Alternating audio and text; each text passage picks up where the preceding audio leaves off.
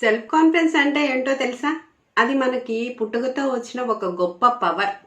మరి దానికి బూస్టింగ్ ఏంటో తెలుసా? మనపై మనకుండే నమ్మకం. మనం సహజంగా ఎదుటి వ్యక్తి పైన నమ్మకాన్ని ఎప్పుడు కోల్పోతాము?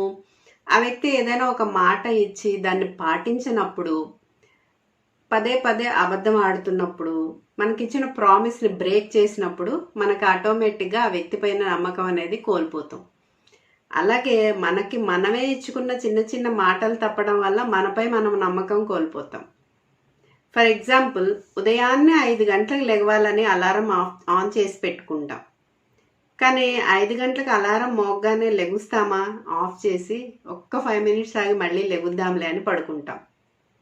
అలాగే నేను హెల్తీగా ఉండాలి, హెల్త్ టిప్స్ పాటించాలి, ఈ రోజు నుంచి బయట ఫుడ్ ఏమీ తినకూడదు అని ఒక ప్రామిస్ చేసుకుంటాం.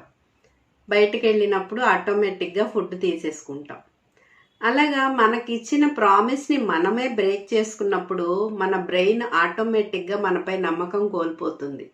మన బ్రెయిన్ ఎప్పుడైతే మనపై నమ్మకం కోల్పోతుందో అప్పుడు మనకి సెల్ఫ్ కాన్ఫిడెన్స్ అనేది తగ్గిపోతుంది.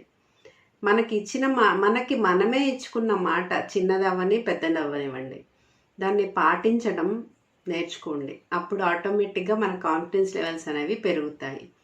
ఇలాగే పెళ్ళైన మహిళలు చాలామంది పెళ్ళికి ముందు ఉన్న చదువుకు డిగ్రీల్ని దృష్టిలో పెట్టుకొని నేను ఏదో ఒకటి సాధించాలి అని పట్టుదలతో ఈరోజు స్టార్ట్ చేద్దాం, రేపు స్టార్ట్ చేద్దామని ప్రొకాస్టినేట్ చేస్తూ ఉంటారు. అది వాళ్ళు కావాలని చెయ్యకపోయినా కుటుంబ బాధ్యతలో, పరిస్థితిలో భయపడో ఆగిపోతూ ఉంటారు. కానీ అలా చెయ్యటం వల్ల వాళ్ళపై వాళ్ళకి నమ్మకం తగ్గిపోయి వాళ్ళ కాన్ఫిడెన్స్ లెవెల్స్ అనేవి తగ్గిపోతున్నాయి.